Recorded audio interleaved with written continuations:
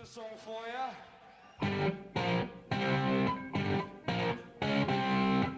You're listening to Deep Purple Smoke on the Podcast. I will do one episode for each song the band recorded in the studio. However, this is a fan podcast and not band endorsed.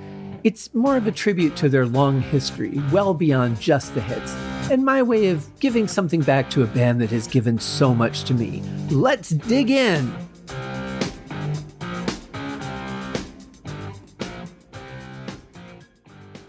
Hello and welcome to another episode of Deep Purple Smoke on the Podcast. I am your host, Scott Haskin, and we're going to actually do something that I hadn't really considered.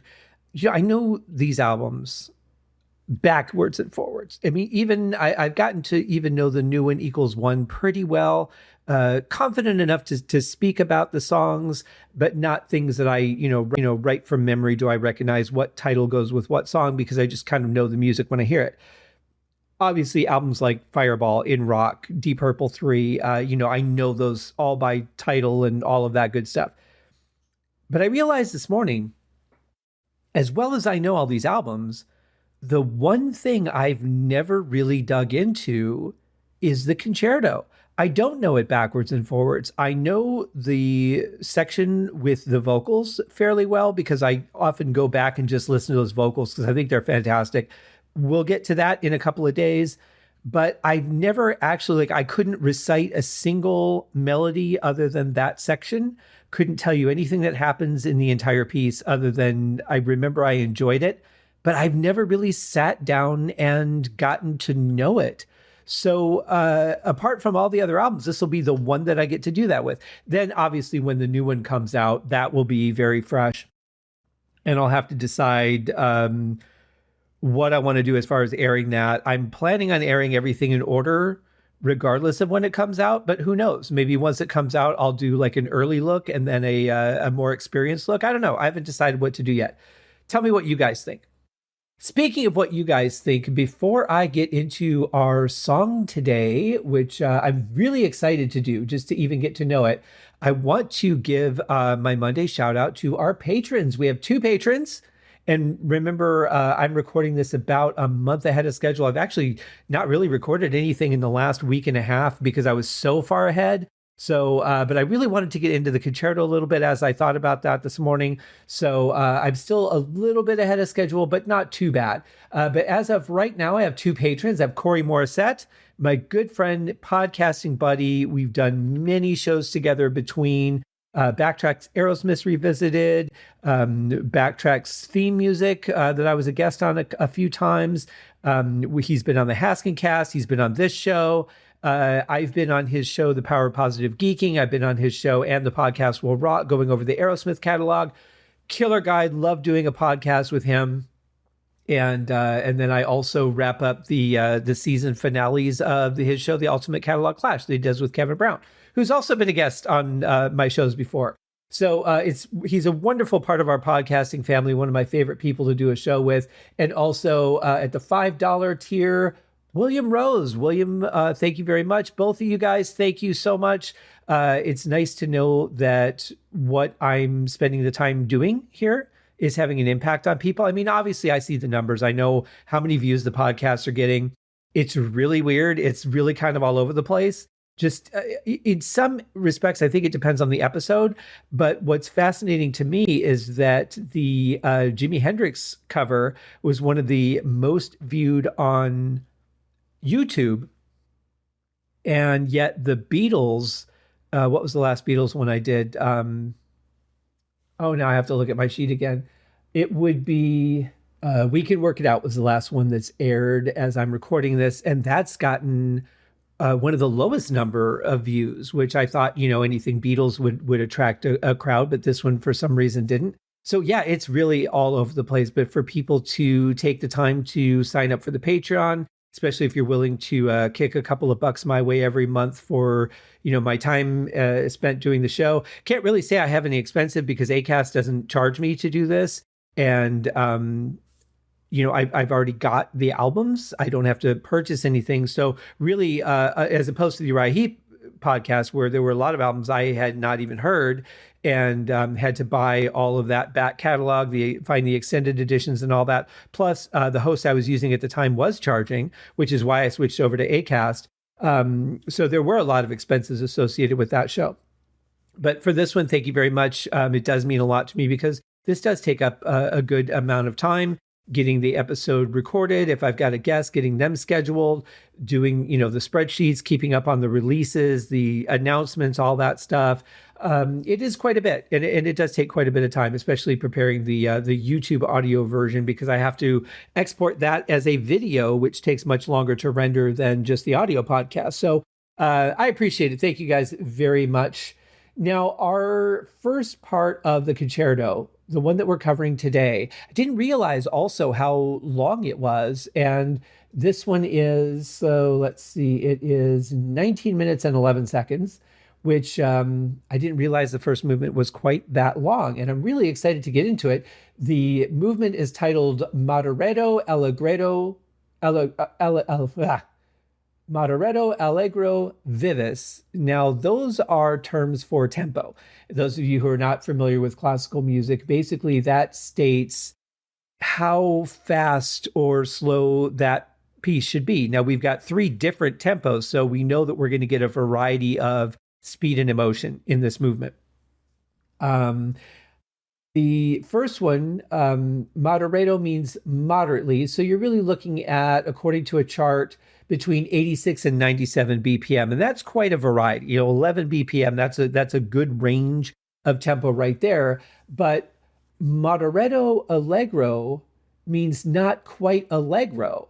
So we're going to go from that, 85 to 97, somewhere in there, is going to go just below between 109 and 120, which is where Allegro is.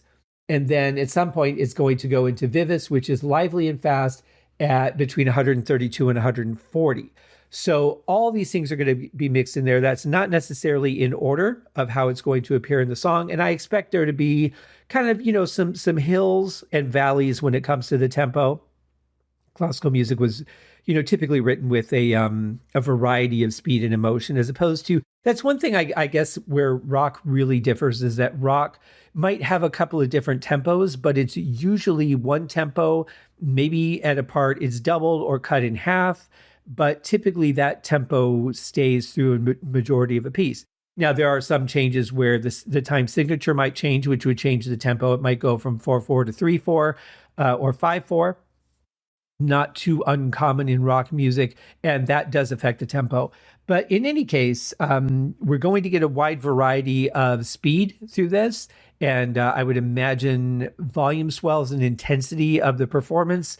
We're going to see. We're going to get into it right now. Here it is, Concerto for Group and Orchestra, Movement 1.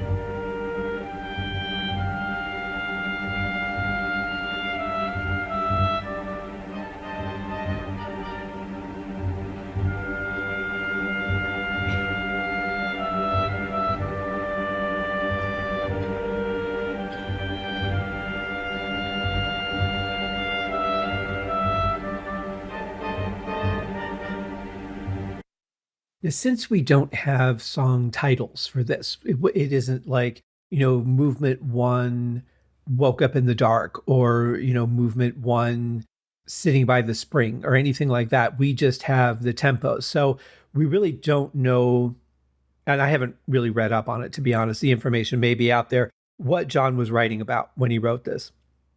But what I can tell you is that I love this sort of ominous beginning, this dark background, and then we have, this almost like a call out, and calling out a couple times, then we get a response, then we get a call out and another response. It kind of feels like that. And but I love the gentleness that it's starting out with. It didn't just come out explosive like you would say a rock song, like we would with Speed King on In Rock on the very next album. Didn't get that at all. Just this nice, we're setting the tone, we're setting the scene, and we'll see where it goes from there.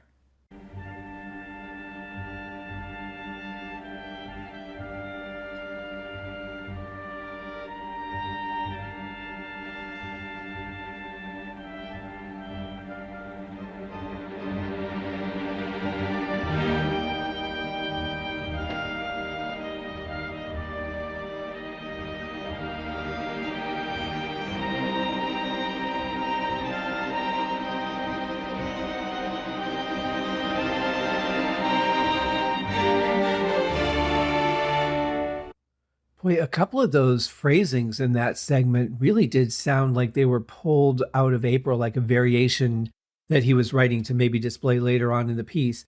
But overall, yeah, I love that swell at the end where it builds up, and like I said, I expected that we were going to get some swells, and yeah, I like the way this is coming together. Now we're getting some sharp strings in there, and this song is starting to take a little bit more shape. That's almost right from April too.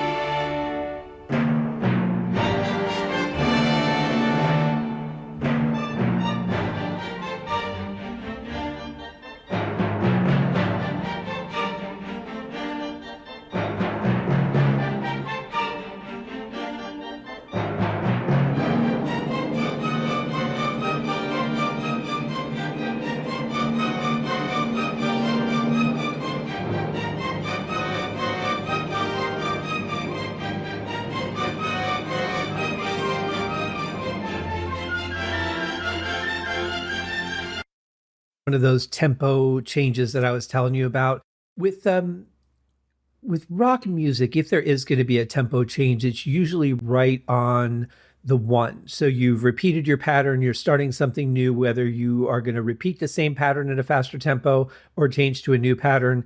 Typically, it's right where that change occurs. It's not usually in the middle of something. One of the rare cases of that would be when Rainbow did a copy of the classical song Hall of the Mountain King, which, again, that's a classical song. So that had a specifically slowly increasing tempo. But in rock music, you don't typically get that. In classical, it's not too uncommon. There's these little bursts of volume swell, of intensity, of tempo. Those things happen quite often. And I do sense in this segment some Beethoven influence, the way that the pattern repeats and builds, repeats itself, and then, goes off in a different direction. That was a very common tool in Beethoven's quill, if you will. So I'm not that familiar with that many other composers. I'm just really starting to study Mozart now, but Beethoven is the one I know very well, and definitely see an influence there. Could be some other composers in there as well. But it's nice to see just the openness of all of this, how, you're not stuck to a click track or a metronome or a drummer setting a tempo. This is very much alive and active. And that's one thing for me is a big attractor to classical music.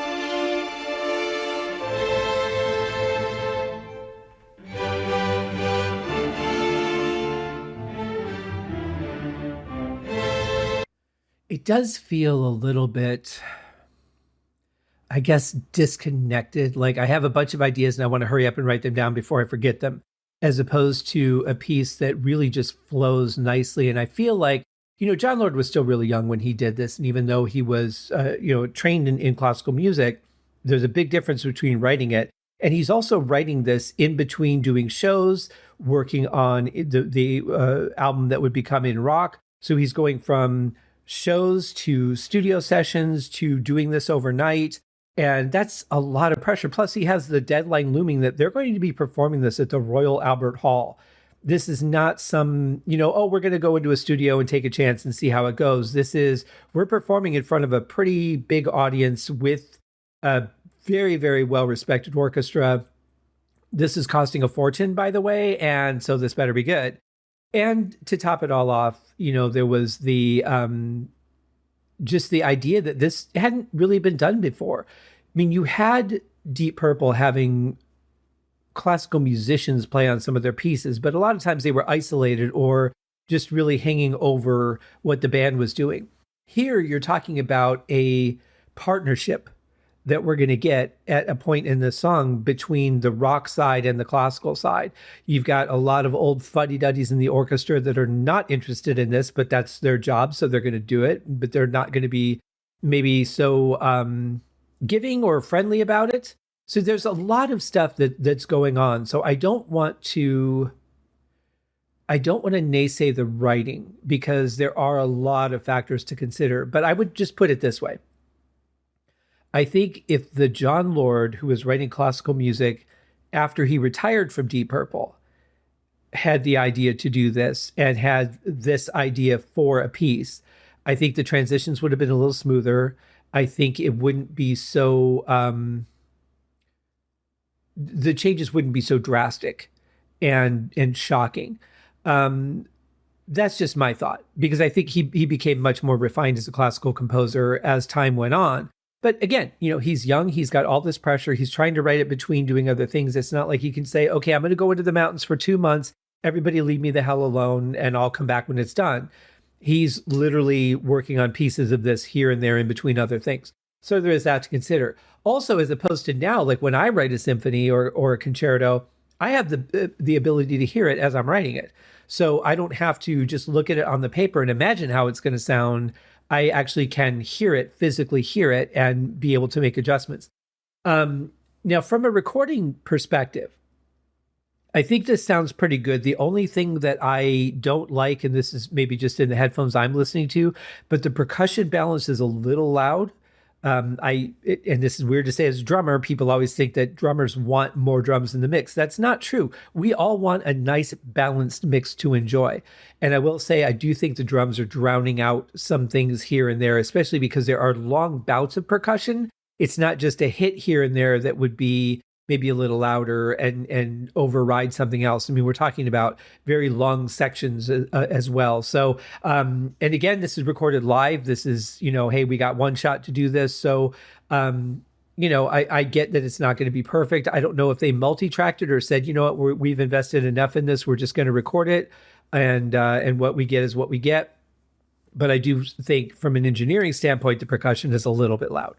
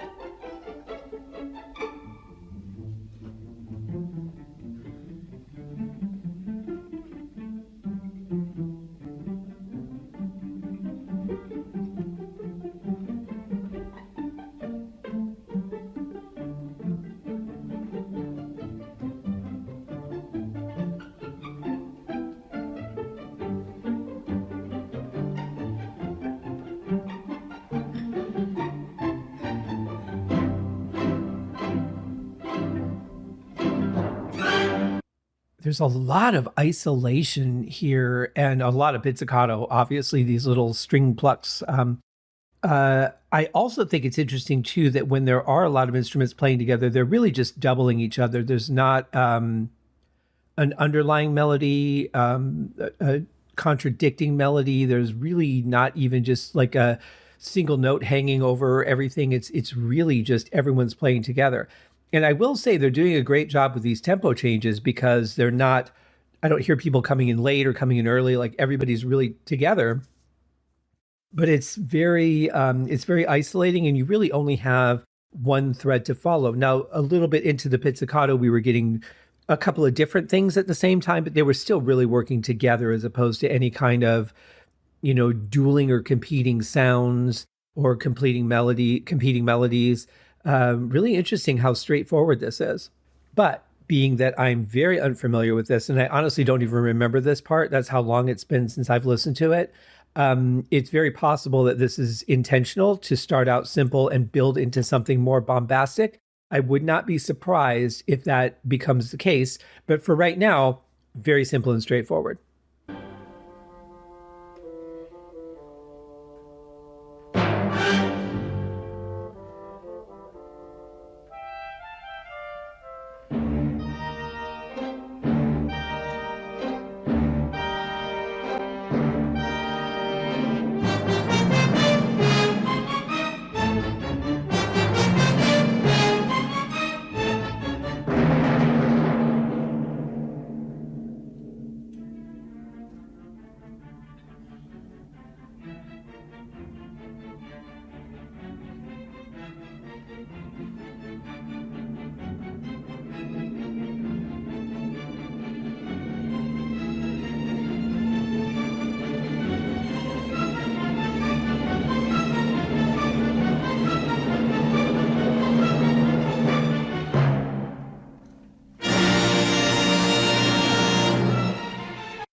Yeah, that was a great build. I really like what he did with the strings and also just the tempo changes and the intensity at the end of that. But then there's just like one drum hit, nothing else. Just kind of hangs in the air a little bit. Like the transitions between these parts are really weird to me. But the other thing that seems to be the case, and this might be my imagination. If I didn't know what the purpose of this piece was, I might not see it this way.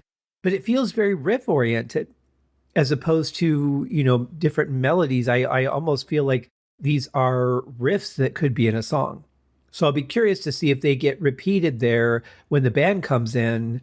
Maybe it's something John plays, maybe it's something Richie plays. I don't know. But it definitely feels more riff oriented than like classical style.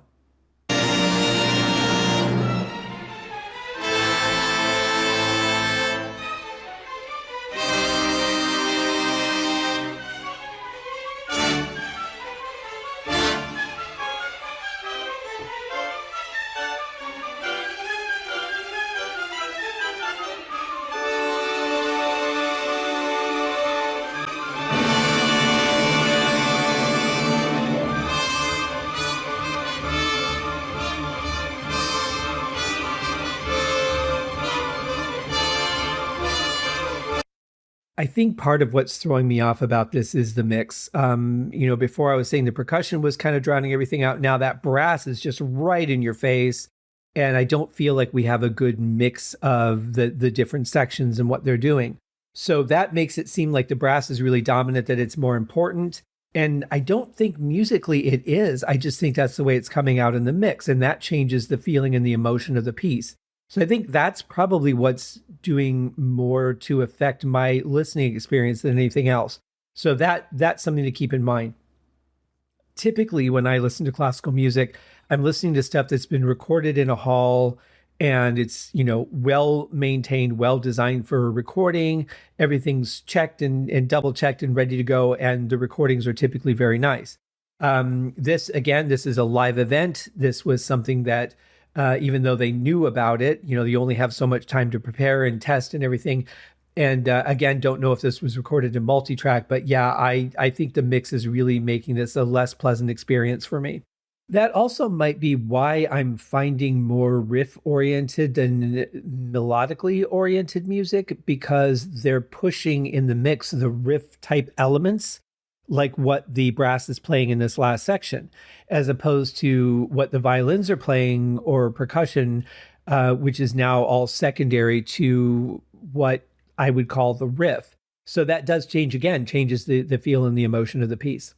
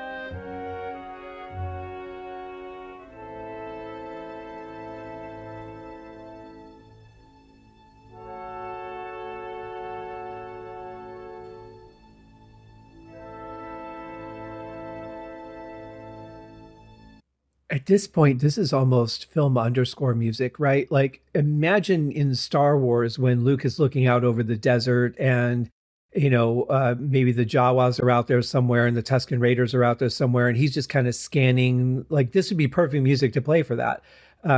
Also very woodwind oriented, which is similar to that part of the Star Wars score, and probably why it makes me think of that, but not what I would expect in a concerto. Again, not saying it's wrong. It's absolutely fine.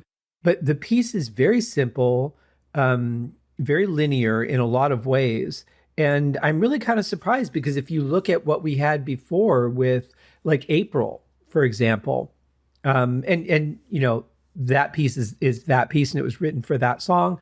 But I definitely feel like John's really holding back on his skills here, and there may be a purpose to that, grant you, but I do feel he's really holding back.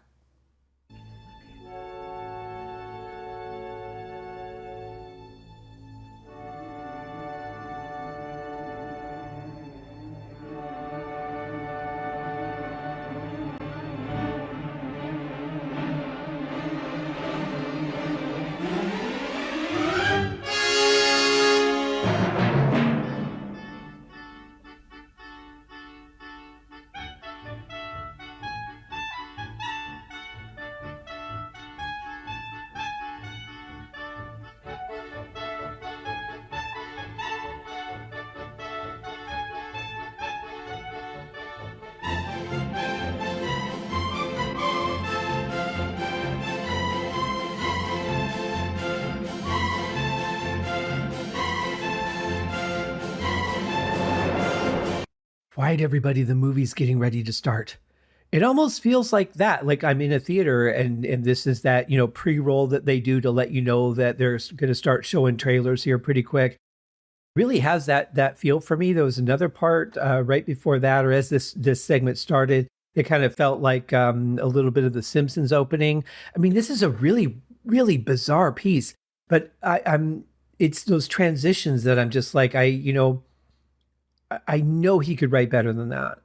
And I think these transitions are just really abrupt. And as we're going into now this segment, what does that have to do with anything we've heard before? Is this going to connect to something that we hear later? That's why I said, I feel like it's really disconnected.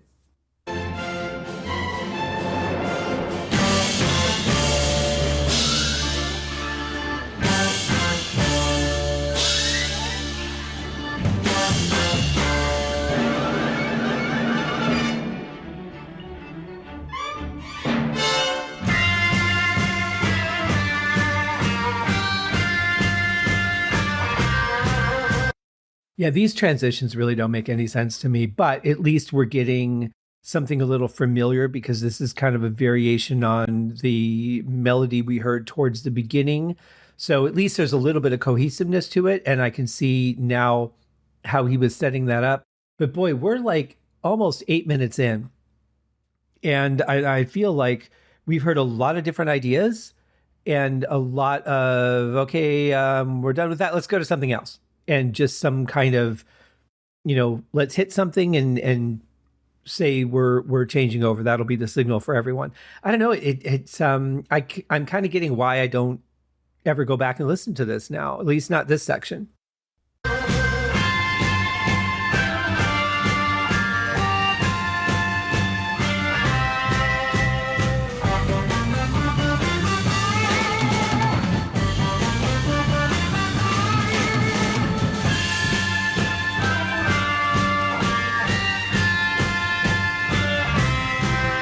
Now, see, those changes make a little bit more sense when they're put in a rock format, right?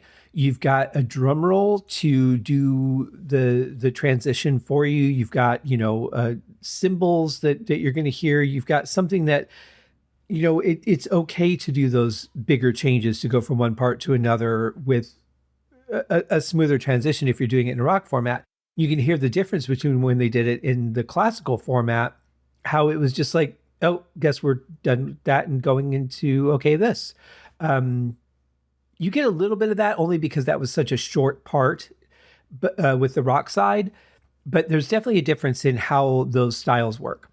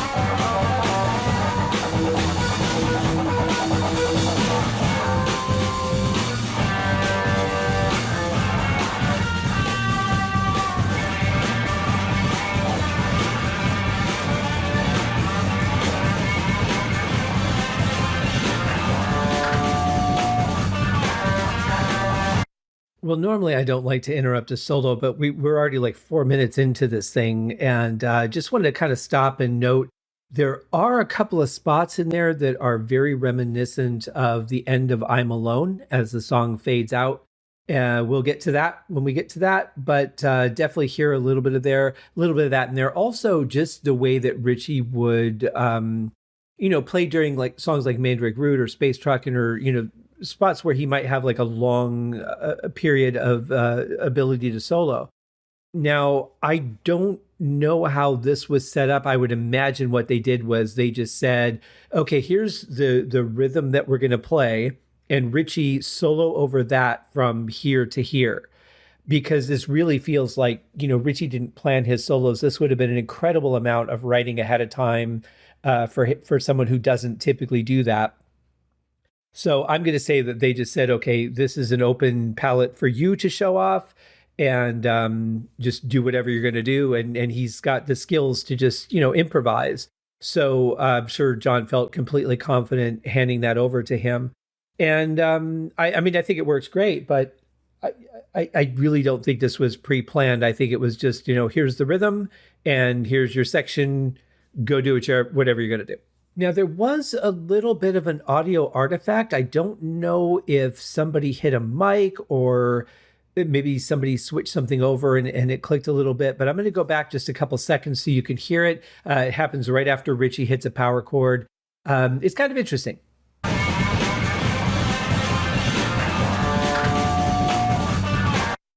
Yeah, there it was. Just a little crunch sound.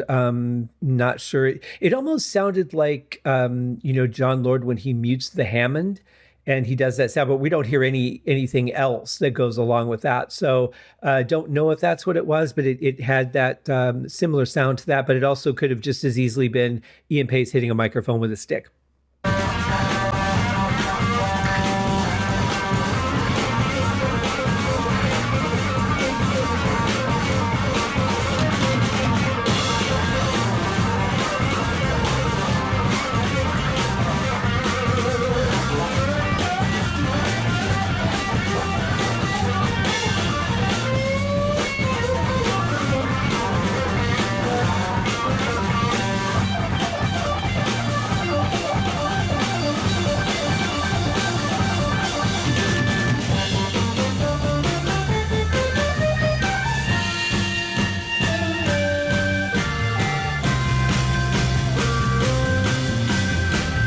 Now, very commonly in classical music, you'll have a what I like to call a connection point, a point where whatever's going on in the piece, and classical music can tend to be very long, like symphony movements. It's not uncommon to be between 15 and 25 minutes long a piece. So there's these parts that I like to call, these connection parts where everybody, whatever they're doing, whatever their solo is, they all come back and unite here. And you see that in Deep Purple in songs like Hard Road. Or Wring That Neck if you don't live in America. And it's just that that's the part they all come back to whenever they're going to be done with a solo. And that's kind of what we're getting here. We're getting what I feel is that Richie's leading up to it, and then we have that connection point, which is pretty cool.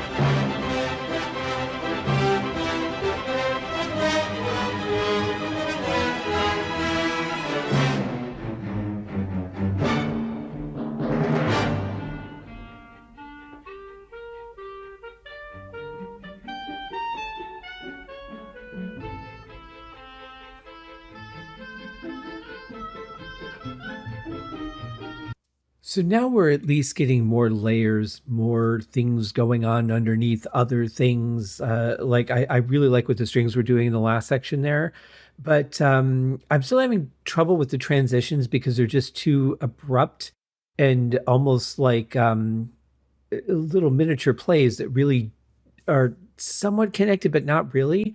But other than that, the parts themselves I actually like, and I wish that we had more depth on those parts instead of just changing to shorter parts more often. I wish these parts were a little more developed. That's just me personally.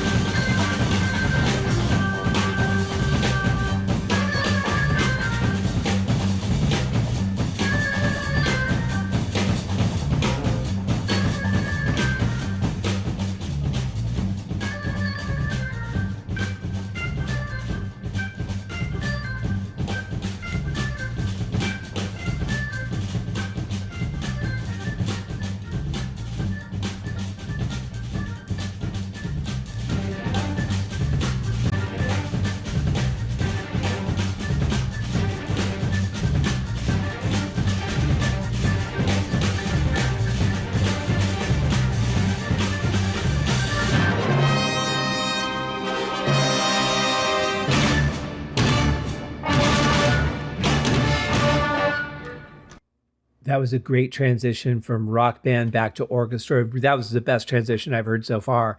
I like this little, kind of back and forth thing, and them really starting to integrate more together as opposed to the beginning, which was very orchestral. Then we had just the band. Now we're doing a little more bringing them together, and that I think was a really good strategy because again, preceding this, other than orchestral sections playing on songs like a brass section or a string section, this really wasn't done.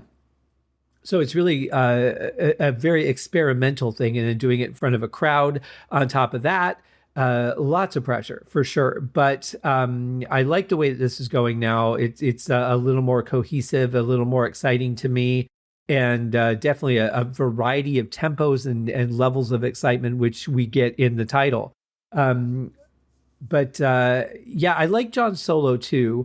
But it's typical of John to be very repetitive in his solos, like with those 3 note repeats. We get a lot of that from him. Again, a little bit reminiscent of I'm Alone, so I can see where that idea was brewing. Yeah, but good stuff. I think it's really gelling now.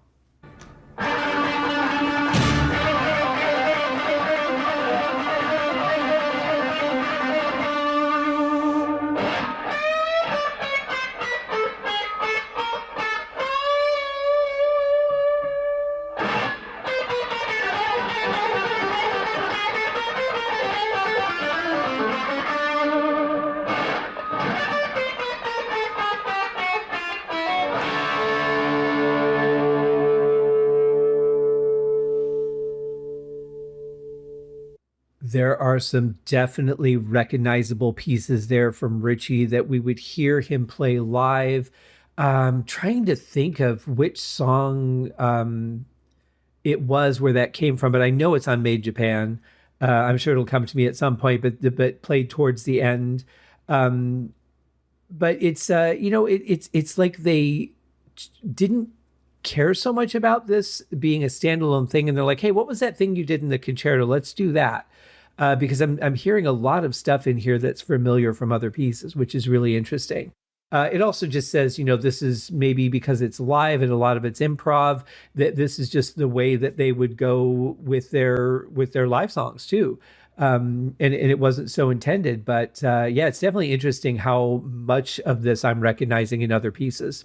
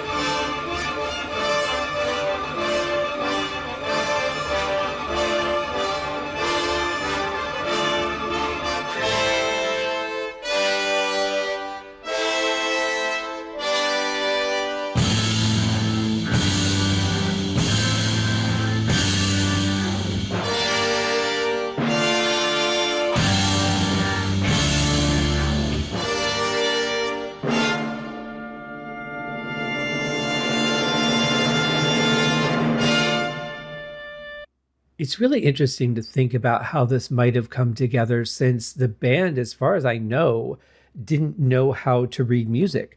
I mean, obviously, John did as far as sheet music goes, and Richie was probably very comfortable with lead sheets, I would imagine, from his studio sessions with Joe Meek and other people that he recorded with. But I don't know how versed he was in actually reading, like even tablature or like sheet music at the time. Obviously, Roger and Ian Pace weren't.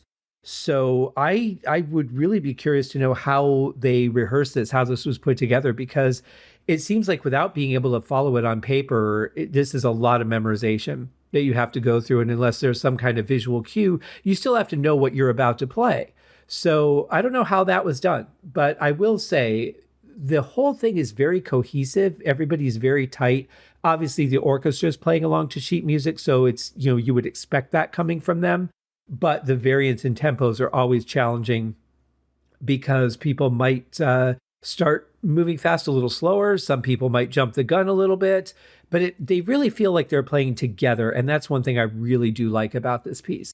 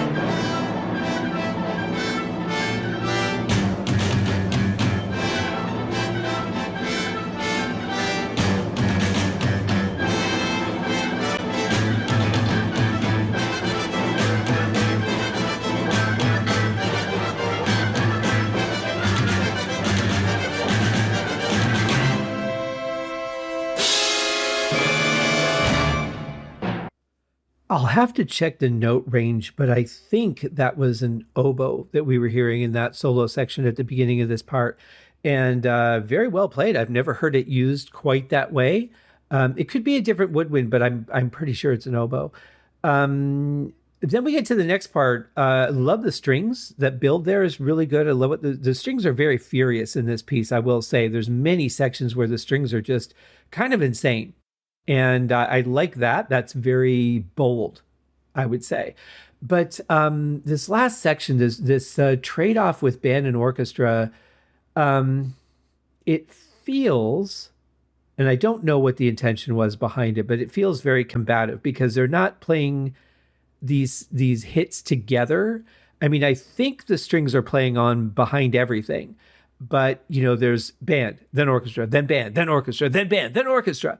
And it just feels more like a battle between the two than anything else. And that may be the intention because again, the idea of bringing this together, I'm sure was met with a lot of concern. How is this going to work? Is this even going to be accepted by the public? Because it's not like nowadays where, every big band that has toured with an orchestra. Purple even did it later on where they did a whole tour with an orchestra. Metallica has done it. Aerosmith has done it. I mean, you name it, there's band and orchestra now. But this is 1969, and there was no such thing. So this was a real question mark for a lot of people. And maybe John felt that, and he put that into the writing about how he expected there to be a battle between the band and the orchestra. I don't know. But what I'm getting as a listener outside of the piece is a definite battle between the two here.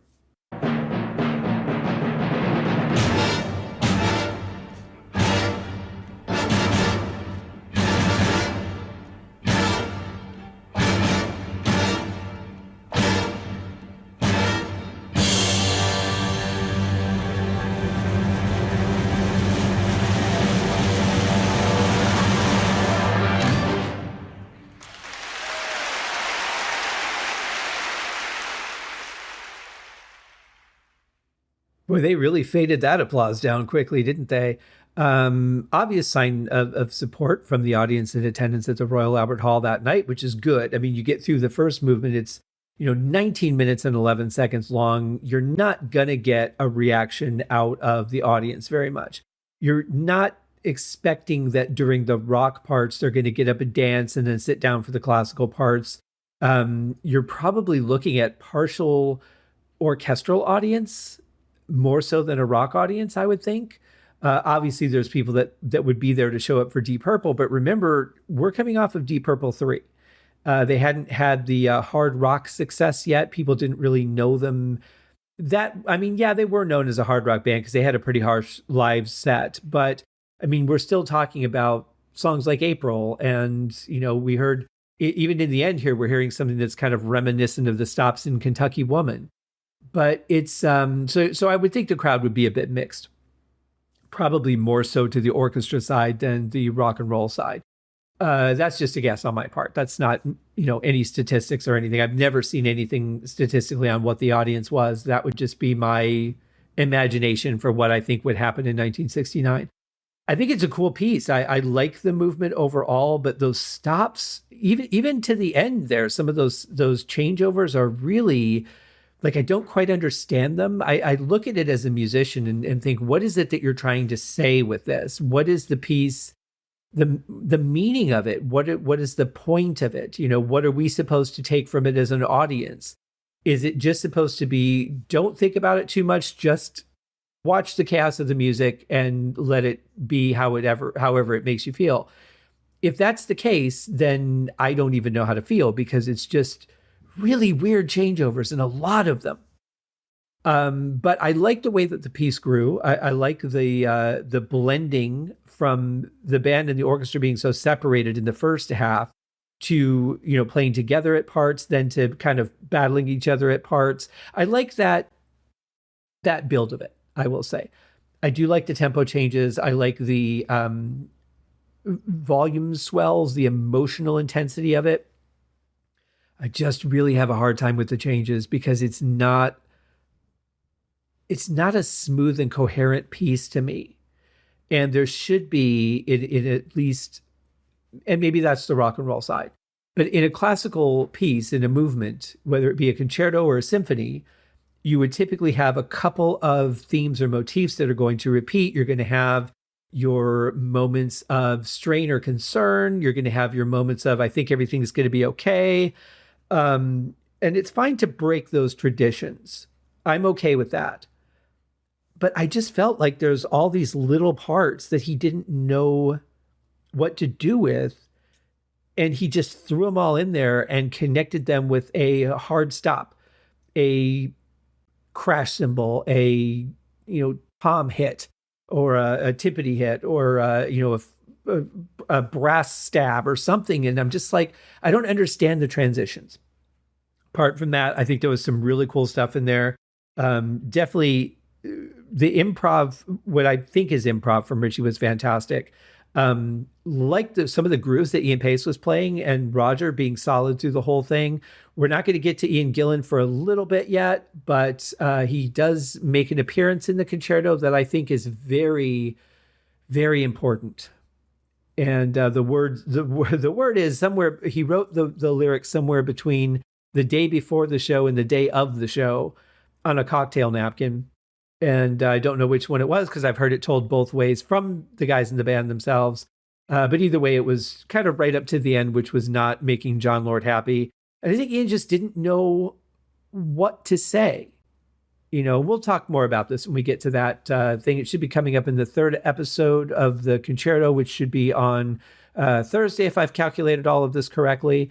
But yeah, good movement. I'd be curious to see if John looked over this and said, okay, how would I do this now? When he was working on classical after the band, what would I do differently? What have I learned as a classical composer and even as a rock musician, songwriter and composer? How would I do this differently? What approaches would I take? Would I do these transitions differently? I think that would be the biggest question I would have, is would he develop some of these ideas a little bit more and have less of them in the piece? Or would he be okay with these little, okay, I'm going to play 2 measures of a riff and then we're going to change to something else? That would be interesting to know. Unfortunately, we never will. But yeah, I'm curious to see where the rest of this goes. Tomorrow's episode should be much shorter because that movement or that part of the movement is less than 7 minutes. And then Thursdays will be a bit longer. Oh, no, it wouldn't be until Friday, I guess, that we hit Ian Gillan's stuff, because he's in the third movement. So yeah, we'll see how tomorrow goes. In the meantime, thanks for listening, checking this out. I know for a solo episode, this one was pretty long, but we had a pretty long piece of music to work with and a lot to talk about. So you guys have a great day, and we'll see you tomorrow. Cheers.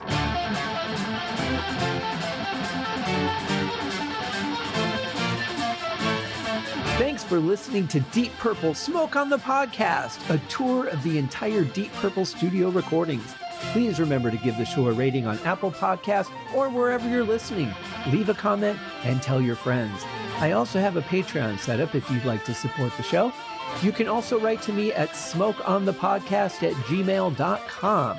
I hope you enjoyed the episode, and thanks for listening.